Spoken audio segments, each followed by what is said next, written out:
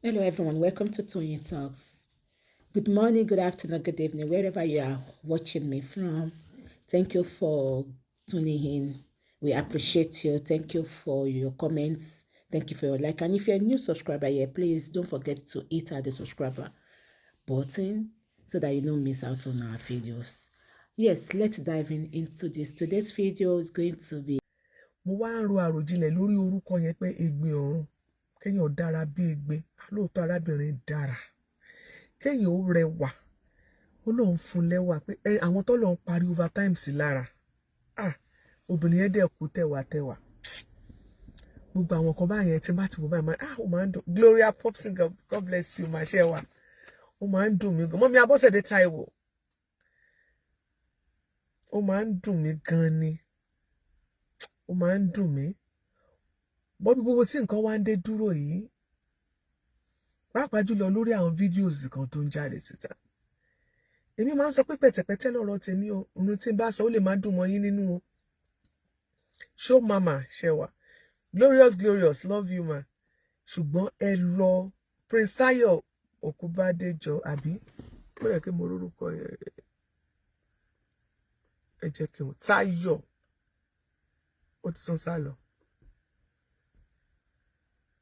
Òkúbádéjọ yes Fadéṣẹwà Akínyẹ̀lú ó máa ń jẹ́ nǹkan tó bà mí nínú jẹ́ gan ṣùgbọ́n nǹkan tẹ́mi máa sọ ó lè má dùn mọ́ ọ̀pọ̀lọpọ̀ yín nínú ṣùgbọ́n ìbá wù mí kẹ́ ẹ fi ṣàtúnṣe kẹ́ ẹ mú dání sọ́wọ́ sí yín kí gbogbo wa ká mú dání. ṣé rí ẹ jẹ́ ká bẹ̀rẹ̀ nípa ọ̀rọ̀ arábìnrin Egbinorun tó ṣaláìsí yìí pẹ̀lú àwọn sisters ẹ̀ pẹ̀lú pa ẹ̀já bẹ̀rẹ̀ ń bẹ̀ tọ́rọ̀ yẹn ló wọnú tó débi ọ̀dọ̀ Àdàbà Síónì.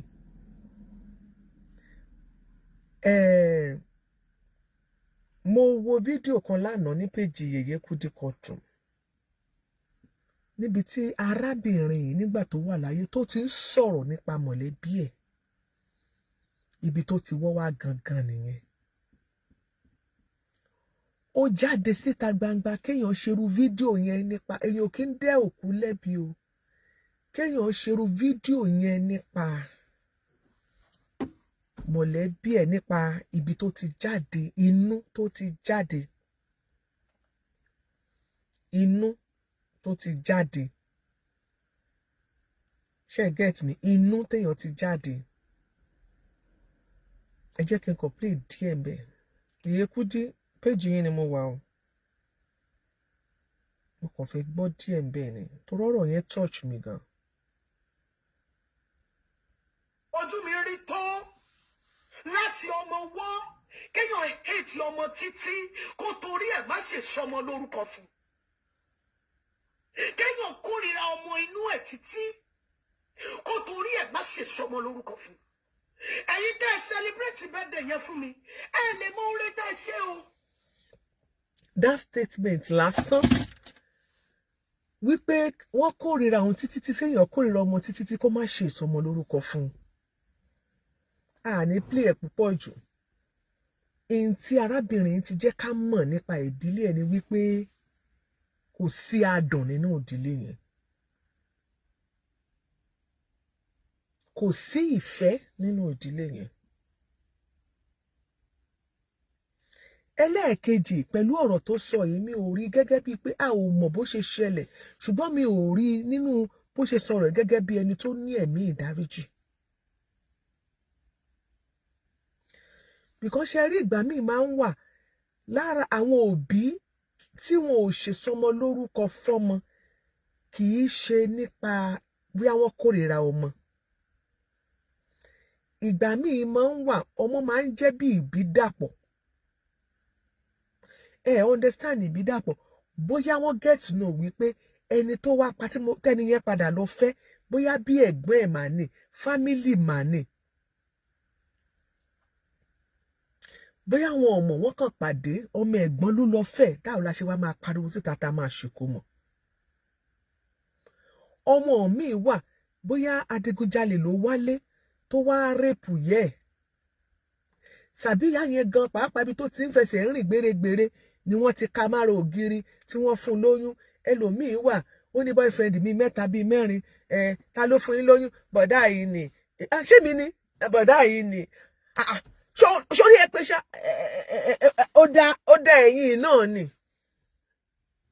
bí ọmọ bẹ́ẹ̀ bá lóyún tó bá bímọ àwọn òbí ẹ̀ lè mú ìyẹn àwọn yẹn tún kéré wọn kí ló ń dùn wọ́n nínú.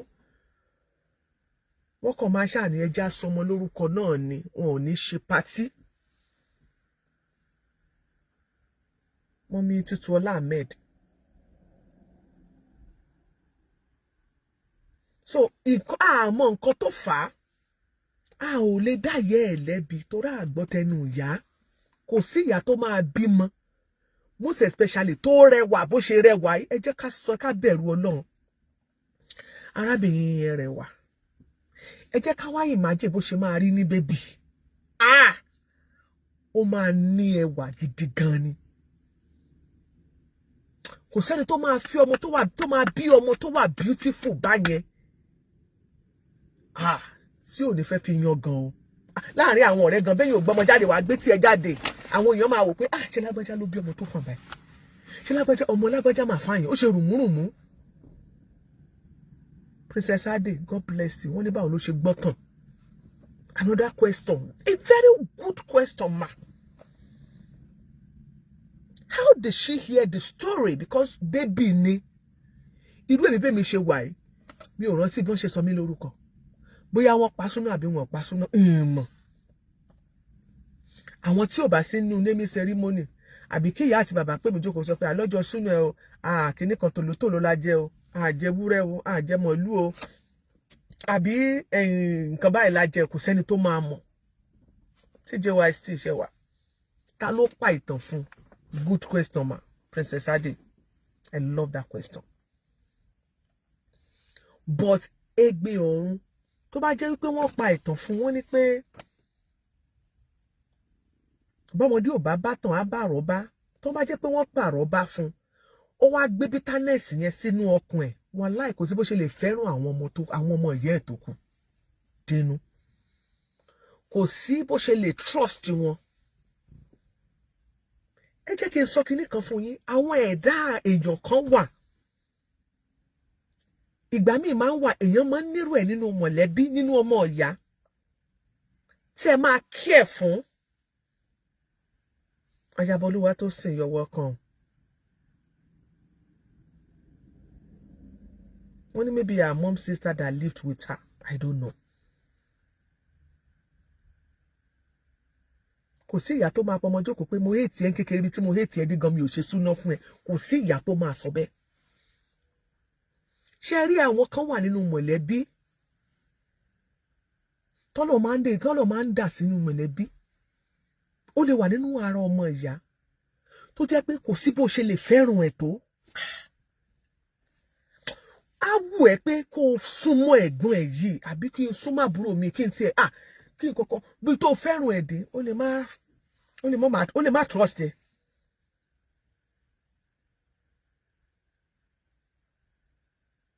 Wọ́n ní Egbinorun was not pretty when she was young.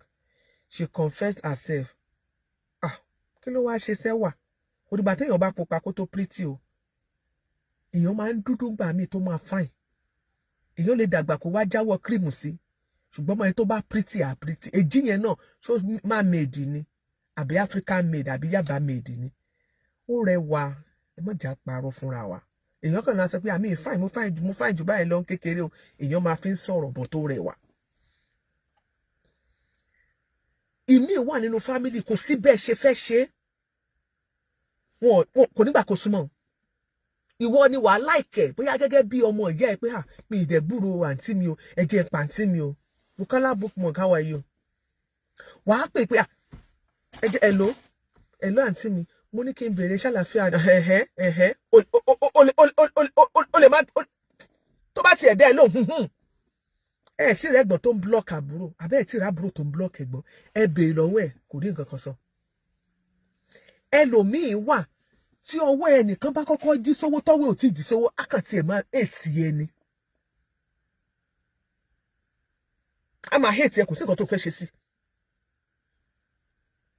ẹlòmíì wà ó lówó lọ́wọ́ o gàrí ló mú o ṣùgbọ́n torí ẹ ti lára kò mọ̀ yà ìmí inú ọmọ yìí akọ̀wọ̀ ẹ̀wú ẹ̀ bá ní orí bó ṣe yí gbirigbiri ìmí nínú ọmọ yìí ẹ̀ tí ó jẹ́ pé bóyá ìwọ bá pupa ó jọ dádì tó ń bá dúdú tó bá jọ mọ́mì ó lè torí ẹ̀ hate ẹ̀. ìgbà míì máa ń wà ìkórìíra máa ń wà tí ìgbà míì tí àwọn òbí ò bá ṣe assignment wọn dáadáa tí èèyàn bá bímọ fún bàbá ọ̀tọ̀ọ̀tọ̀ pé ok mo bí àkọ́bí mo bí sọ́dọ̀ bàbá ilé mo bí ilé mo bí sọ́dọ̀ bí wọ́n lè torí ẹ̀ má like ara wọn.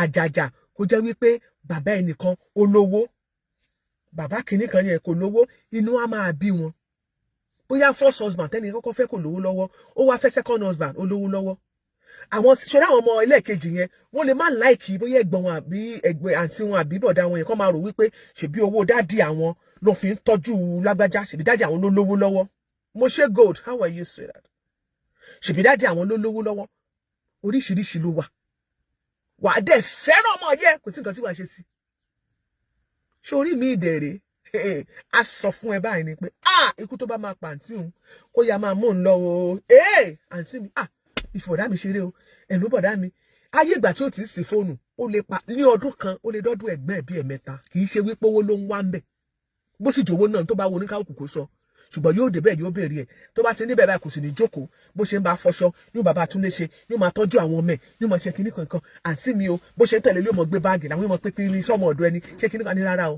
àǹtí mi ni àwọn kan wà bẹ́ẹ̀ kò sí nǹkan tó lè ó máa fẹ́ràn ẹni bí ojú àníṣẹ́ àgbọ̀wọ́ pé kí nǹkan ó ṣe òun because a rí ẹ gẹ́gẹ́ bí pílà ayé òun a rí ẹ gẹ́gẹ́ bí hero ni a rí ẹ bẹ́ẹ̀ ṣùgbọ́n gbogbo ohun tá à ń sọ yìí ẹ̀yin tẹ́ ẹ jẹ́ òbí tí ẹ bá fẹ́ kí àwọn ọmọ kí wọ́n fẹ́ràn ara wọn kí wọ́n trust ara wọn gidi ọwọ́ ẹ̀yin most especially ìyá ọwọ́ ìyá ló wà I'm telling you ọwọ́ ìyá ló wà látilẹ̀ tó bá torí àwọn tó bá ti ń bí tó bá ti ń observe wọn ọwọ́ tí wọ́n ń yọ wọ́n bó ṣe pé bàbá ọ̀tọ̀ọ̀tọ̀ ló bó fún wá ní ìbọn ọmọ ìyá Haúsá bàbá yín lè yàtọ̀ mi nìyá yìí méjèèjì kí ló dé ó yá ní kí àǹtí ẹ̀ má bínú jàre ó yá ní kí bọ̀dé ẹ̀ má bínú ó já súnmọ́ ìwọ náà fà á mọ́ra ó ti ní kó má bínú ìwọ náà dì mọ́ fà á mọ́ra ó ti dún ó yá béèrè àbúrò ẹ̀ ṣé o ti béèrè àbúrò ẹ̀ béèrè ẹ̀ báwo ló ṣe ń ṣe báyìí bó ṣọmọ ìyá Haúsá béèrè àbúrò ẹ̀ lọ bá nulẹ̀ lọ bá ó ń bínú ìwọ náà tún lọ bẹ́ẹ̀ àìdíà ìwọ ló má láti ilẹ̀ ló ti wá máa mọ́ wọn lára táàbúrò bá dé láti school àmọ́ mi yẹ kulé nǹkan ọ̀kan báwọn ni tó wọlé tó jáde ṣó ti rẹ́gbẹ́ ẹ̀ ó yẹ kó fojú kan kó tó máa jáde lọ dágbére fún àìmọ́ mi mo ti tọ́ fẹ́yìn mo mọ̀ kó ti dágbére fún mi lọ sọ fẹ́ gbẹ́ ẹnu lé kò mí pé ìbàbá ọ̀tọ̀ọ̀tọ̀ mo gbé lọ sọ fún pé ó fẹ́ jáde kì í ṣe wípé òun bẹ̀rù yẹn pọ̀ ó fẹ́ kí àwọn méjèèjì kí ìrẹ́pọ̀ kó wà láàrin ara wọn ni ó fẹ́ kó jẹ́ wípé nígbà tí kan bá tó bá ní pé wọ́n wá dàgbà tán wọ́n wá lọ lé ọkọ wọ́n tó fẹ́ yàwó wọ́n á ní ìfẹ́ láti máa bára wọn sọ pé ẹ̀lú àǹtí mi mi ìmọ̀ nǹkan tó ṣẹlẹ̀ mo ní kí n sọ fún yín ni ó dà báyìí ló ṣe máa rìn nítorí pọ́jọ́ tó o bá lọ tán tó o bá sí mọ́ sórí wọ ẹni tó jákọ̀ọ́bí yẹn wọ́n á máa wò gẹ́gẹ́ bí bàbá ẹni tó tẹ̀lé tó túnjọ́ obìnrin wọ́n á wò gẹ́gẹ́ bí ìyá tó yẹ kó obìnrin làkọ́bí wọ́n máa rò gẹ́gẹ́ bí ìyá wọn níjọ́ tó o bá sí mọ́ ẹ mọ́ ru ọjọ́ ọ̀la nígbà tó bá ti yọ ọmọ ìyá Haúsá wọn ò ní lè finú tọ́ra wọn mọ́ wọn ò ní lè máa bára wọn sọ̀rọ̀ ibi tí problem ti máa bẹ̀rẹ̀ nìyẹn àwa tá a jẹ́ ìyá a ní iṣẹ́ láti ṣe wò mí kò dìgbà tó bá tún bímọ fún bàbá méjì wò ẹlòmíì bímọ fún bàbá mẹ́rin àwọn ọmọ tó bí káàkiri yẹn wọn ò wò mí kò sí ẹni tó ráàrin wọn ọwọ́ tí ìwọ tó jẹ́ ìyá tó bá fi mú àwọn ọmọ yẹn nìyẹn and you have to respect your husband lójú àwọn ọkọ ẹ wàá respect bàbá bóyá lójú àwọn ọmọ yẹn you have to respect your husband because ọkọ ẹ náà ní iṣẹ́ láti ṣe ṣùgbọ́n ètò pọ̀jù ń bẹ̀ òun ni àwọn obìnrin ẹ̀dẹ̀ mọ́ máa pe àwọn ọmọ jókòó kẹ́ máa sọ̀rọ̀ bànújẹ́ fún ẹ mi ò mọ story history wèrè táwọn obìnrin mi máa ń sọ ìwọ ló mọ̀ bó ṣe fẹ́ kọ nígbà tí mo fọ́kọ mi ní 1964 ìyà yìí pọ̀ ó fabọ́ gbá mi lẹ́nu ó ṣe báyìí àwọn ìyá ọkọ mi wọ́n wá ń kọrin òwe ọjọ́ yẹn mo wá lọ bẹ̀ ìyá ọkọ mi kò fún mi bó ṣe bomi fún mi báyìí ló dàlú mi lójú òun sọ sórí yẹn fọmọ ẹ nígbà tí máa kúrò lé bàbá yín ojoojúmọ́ ló ń lù mí gbàsgbòsgbòsgbà ìyà pọ̀ akọmìnrin wálé á ṣe kinní kan àwọn ọmọ yẹn wá kórìíra bàbá wọn kì í ṣe kó máa kórìíra bàbá wọn nìkan àjà kó tún wá lọ fọmọ mi kó tún wá lọ fẹ́ yà kó wá lọ fọkọ mi ọmọ tó sì sọ sítórì fún yẹn ó wá lọ fi ọkọ mi ó wá bímọ síbẹ̀ ó dey expect wípé sórí wèrè tó ti sọ fún nípa bàbá tiẹ̀ ó wá fẹ́ kó máa respect ọkọ tó ṣẹ̀ṣẹ̀ fẹ́ ń sìn kó máa bẹ pọ́n lé àbí pẹ̀lú àwọn ọmọ tó bí ń bẹ̀ you are just missing it. tó bá yá tọmọ bá dàgbà ìtàn tó bá máa gbọ́ kò yẹ kó máa rojọ́ ọ̀yà má create enmity láàrin àwọn ọmọ yẹn má create enmity láàrin ọkọ ẹ̀ oríkọ́lẹ̀ èèyàn ti ń kọ̀kọ́ your own is not going to be the first one and it's not going to be the last. àwọn ẹjọ́ tóbìnrin ń rò ló ba ìgbésí ayé ọmọ mi jẹ́ tó pé láti kékeré ló ti ní ìkorò nínú ayé.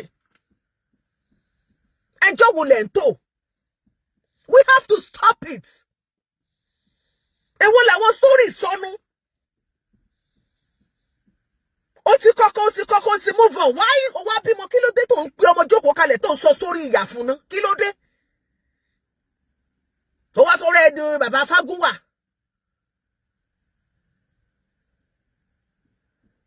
Ó máa ń mú ọ̀tá wá láàrin àwọn ọmọ tó bí gan fúnra rẹ̀. Òbí mi wà níbi tó ti máa ṣàṣìṣe tiẹ̀ ni pé ó máa fẹ́ràn ọmọ kan jù kan lọ ó dẹ̀ máa wà glaring sọmọ yẹn.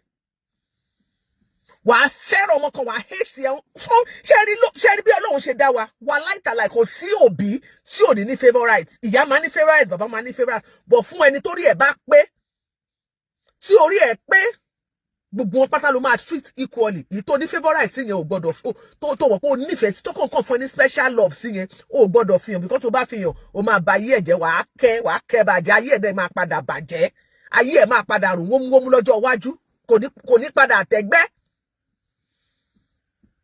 Bàbá máa ń ní favourite lọ́dọ̀ àwọn ọmọ akọ̀dédé like ọmọ yẹn máa pọ̀ ọmọ dádì bàbá yẹn gbọ́dọ̀ treat àwọn ọmọ yẹn equally torí ọjọ́ iwájú kó má padà hate ẹ̀ pé ṣíbí wọ́n lọ́mọ dádì ibi wọn dádì fẹ́ràn jù káyé ọmọ yẹn má bàa bàjẹ́. Ngbẹ rí story ẹ rántí story Joseph náà pẹ̀lú àwọn ọmọ ìyá ẹ̀. Níjọ́ táyé ti dáyé ló ti ń ṣẹlẹ̀. You must not have a favourite. You must treat your children equally.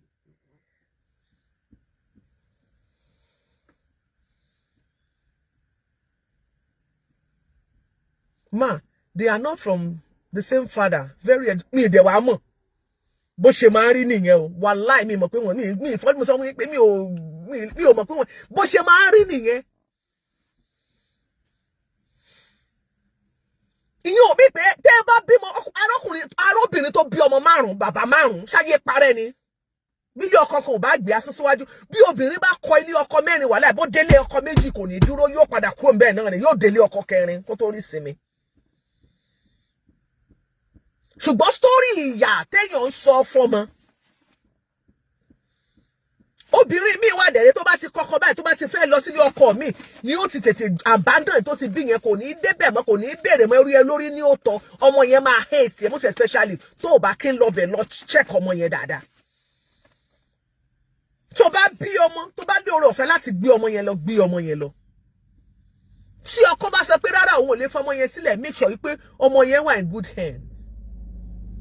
Òun wo ọmọ yẹn dáadáa kì í ṣe pé wọ́n abuse ọmọ yẹn gbọ́dọ̀ gbọ́njú mọ́ ẹ̀ ìyá ìmọ̀ ìyá kan tán gbé wá sọ́dọ̀ Oríyọmí Hamzat Àgídìgbò tó ń sọ pé òun ò rí ọmọ bóyá bíi 30 pọ́mọ yẹn á ti dàgbà sí bóyá ti pé bíi 40 years àbá ti pé bíi 30 kìíní kan years just imagine ó dẹ̀ ń sọ̀rọ̀ Pizzola global page ó dẹ̀ ń sọ̀rọ̀ yẹn jáde lẹ́nu òun ò rọ́mọ for 30 years wọ́n ní kí ló dé ìgbà tó ń dọ̀yọ̀ nígbà yẹn wọ́n wá lé òun pé ibẹ̀ yẹn ó gbóná kìíní kan ìyẹn wá ń sọ fún pé ibẹ̀ yẹn gbóná ẹ sá kúrò ńbẹ̀ ẹ dẹ̀ fọmọ síbẹ̀ so ṣé ibẹ̀ yẹn wá máa tutù ọmọ tẹ́ ẹ fi sínú ibi tó gbóná tẹ̀yìn sá fún ẹ wá fọmọ sínú ibi tó gbóná yẹn ẹ̀dẹ̀ wá béèrè ẹ̀ more than 30 years.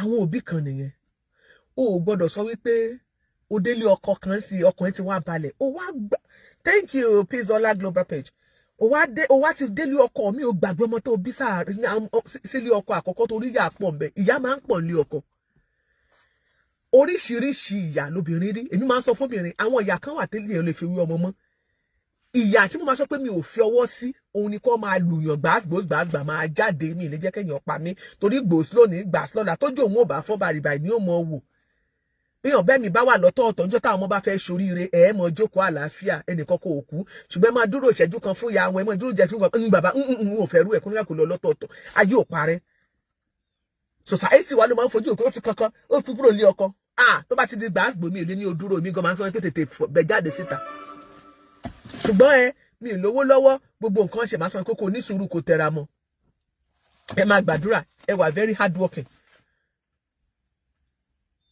ìyẹn ṣe fi wí ọmọ mọ́ ìwọ tó jẹ́ ìyá you have to train your children very well ẹ̀mí ìkórìíra yìí tó wáyé pé bàbá ọ̀tọ̀ọ̀tọ̀ ni ó lè jẹ́ wípé ẹni tó tọ́ ọmọ yìí dàgbà ló ti fi story ṣáárá àwọn kan tún máa ń ṣèkà o tó mọ̀ sẹ́ pé máa ń da kóbìnrin gbọmọ dání sórí ìgbà mi máa wà bí ìwọ tó gbọmọ dání tó gbọmọ sílẹ̀ tí wọ́n gan tún wá àbádọ́ ọmọ wọn yẹn tó máa lọ síbẹ̀ lóòrèkóòrè kó tiẹ̀ máa bóyá slippers ó ra nǹkan pánú kó ra aṣọ ọdún kó lọ bẹ̀ bóyá ọmọ fẹ́ ṣọdún ó lọ bá ṣeré ó sọ pé ẹjọ́ ẹ jẹ́ kó wá bá mi lọ lóde lọ́dọ̀ mi tó máa ṣerú nǹkan bá yẹn tó ẹ pé orí olórí ló ṣe wọ́n á sọ story ìbànújẹ́ fún ọmọ yẹn ẹni yẹn máa sọ story fún ẹgbọ̀n kan tó ẹlòmíì máa ń sọ story wípé kí òun lè jèrè ọmọ yẹn á wá sọ àpò story ìbànújẹ́ àpò fọmọ yẹn ìwọ́dẹ̀ rèé òòdẹ̀ yọjú ó ti fàyè sílẹ̀ bógiri ò lanu aláǹgbò ò ní wọbẹ̀ ààyè tí wọ́n fi sílẹ̀ ló jẹ́ kí ẹni yẹn lè sọ sítórì ìbànújẹ́ fọmọ yẹn láti ṣe pé tọmọ yẹn bá dàgbà tó bá ti ń ṣiṣẹ́ òun lárí gẹ́gẹ́ bí ìyá òun lárí gẹ́gẹ́ bí bàbá òun á lè jèrè ẹ̀ wọ́n á sọ sítórì burúkú fọmọ yẹn nípa ẹ̀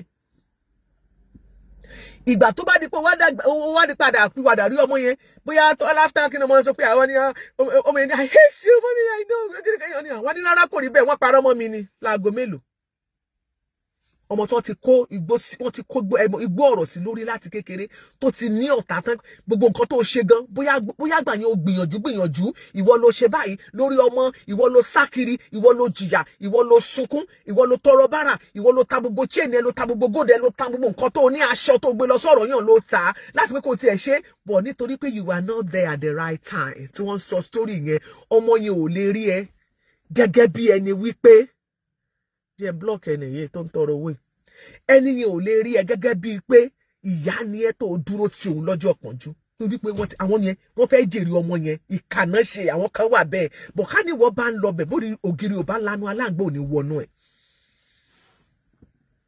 ṣe wá rí ọ̀rọ̀ Egbinorun ó ti wọ́ látilẹ̀ mọ́mí ọládùn ní olóyè olúwa ọ̀rọ̀ Egbinorun ó ti wọ́ látilẹ̀ ṣe rí àwọn ọmọ ìyá ẹ̀ wọ́n lè máa ṣe too much báyìí wọ́n lè máa ṣe too much rather ìgbà tó wà láyé arábìnrin lè máa fún wọn ní orí ọ̀fẹ́ ṣẹ́ni tó sọ báyìí nípa yẹ́ ẹ just imagine nǹkan tí ó ti ṣẹlẹ̀ láàrin òun àtàwọn ọmọ yẹ́ àmọ́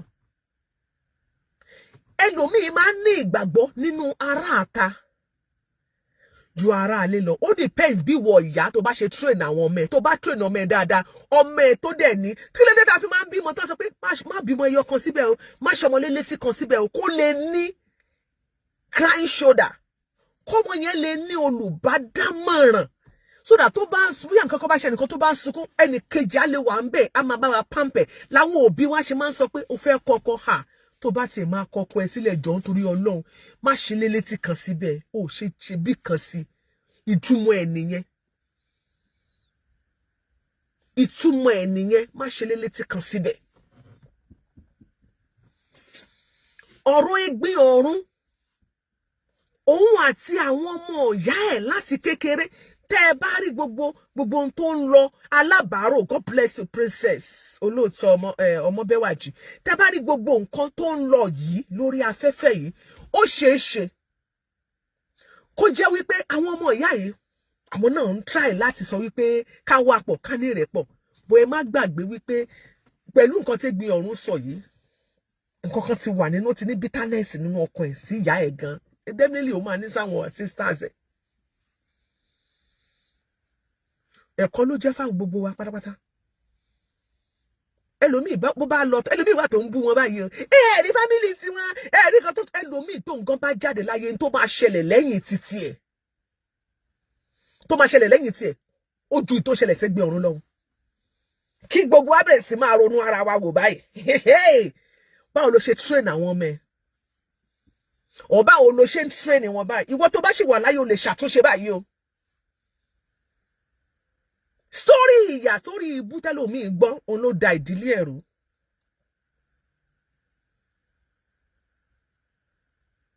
Story burúkú tí wọ́n ń sọ fẹ́lòmíì.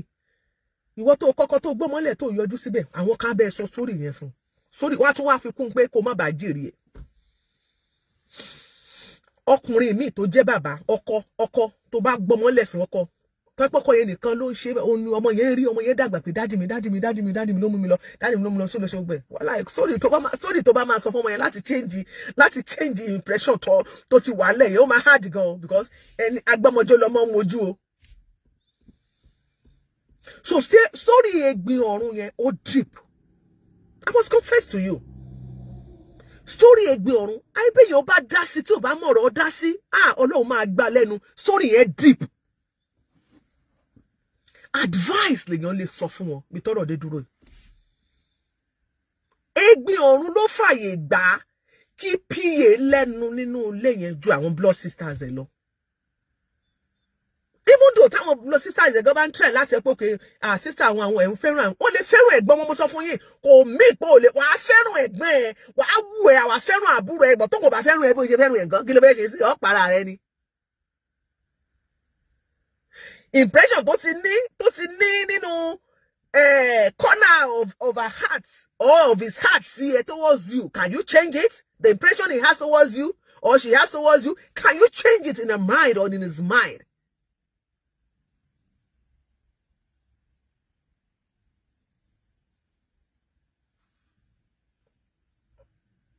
Èmi á kàn advice ni. Ibi tọ́rọ̀ dé dúró yìí, ìwọ PA. Èyàn kì í mọ̀ yọ ṣọjọ́ lọ. PA ẹ kú iṣẹ́. Sórí ibi tọ́rọ̀ dé dúró yìí, I will advise you to leave their family. Tí o bá ti sí nǹkan míì bẹ́ẹ̀ ibi tọ́rọ̀ dé dúró yìí, fi ọwọ́ sílẹ̀, fi family wọn sílẹ̀. Mi ò lè sọ bóyá àṣírí lè wà láàrin ìwà àti Egbinorun. Okay, Egbinorun ó sọ pé ó ríran sí ẹ, ó yọ sí ẹ lójú àlá, ó gbé sọ̀rọ̀ báyìí, ó sọ báyìí, ó ní bí báyìí ni kó sòun sí ṣe bí nǹkan ìta ló ń wà. Please, ó ti ṣe, please, ibi tọ́rọ̀ dé dúró, please, just leave the family alone. Àwọn family yẹn ní láti padà lọ ṣe àtúnṣe nínú ìdílé wọn. And they need to be left alone to do that. I must confess to you. Ọ̀rọ̀ yẹn ti wọ́ wá. Ó dùn mí pé ńgbà tí Egbinorun kú tán ni gbogbo kinní ń jẹ jáde lẹ́nu. Ọ̀rọ̀ yẹn ti wọ́ wá. Èmi advise PA. Torí PA gbogbo àwọn ọ̀rọ̀ kan tó ń jáde ẹ̀ta góòdì ó ṣe kinní kan. Àwọn ogún àwọn ọmọ ẹ̀ lẹ ti ń tà yẹn tẹ́ ẹ̀ bá mọ̀. Ezekiel Ọládélé, happy belated birthday to you. Báwo ni? I can say your 50th birthday. Power glorious in UK. God bless you there. Understand? Ẹ bá mi celebrate ọ̀rẹ́ mi Ọládélé. Ezekiel Ọládélé ó ṣe 50th birthday ní last week Saturday. Ezekiel Ọládélé. Celebrate him, please. Sherry, èmi kàn fẹ́ béèrè ni. PA should just gently leave the family alone. Torí a kì í bá ní tán. Káwa tó wá fani ní tán ya. Please. A kì í bá ní tán ká fani ní tán ya o. Bí èèyàn bá sì fún yàn lẹ́ran, èèyàn máa ń jọ̀wọ́ rẹ̀ tókùntókùn ní. Ibi Egbinorun tẹ́ tó jẹ́ PA fún. Tó bá wà láyé, iṣẹ́ ẹ continue as a PA. Now, iṣẹ́ ẹ ti stop láti ìgbà tẹ́ ẹ ti ṣe burial. Ìjọ tó ti kú ló ti kúrò ní PA. But tó bá fẹ́ sọ pé o fẹ́ ṣojú, o fẹ́ ṣẹ̀yìn, ẹ ṣe burial. láti ìgbà tó ti ṣe bẹ́ẹ̀ ṣe bó ń sanwó fún ẹ as PA boss tí master bá ti lọ kò sí nǹkan tó tún lè ṣe nínú ilé yẹn. You are not supposed láti ṣe wá máa grant interview máa ṣàwọn stories kan fún wa gbogbo àwọn story gone are the days gbogbo àwọn story Mr. Giwa is a trader. Nídìí ẹ̀ mọ́. Nídìí ẹ̀. Gbogbo àwọn story àwòràwọ̀ jẹ́ apọ́mítà ní ìlú òkèèrè a ò nídìí ẹ̀ mọ́. Gbogbo àwọn story on Jeba Highland nídìí ẹ̀ mọ́. Please.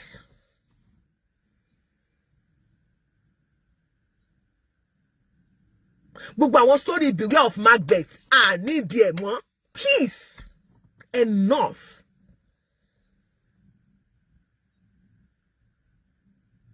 The emir advice ọkọ Egbinorun àwọn ọmọ yẹn ìwọ ni bàbá wọn ṣọ́ra àwọn àbúrò ìyàwó ẹ àwọn ni ìyá àwọn ọmọ ẹ ní ìsìn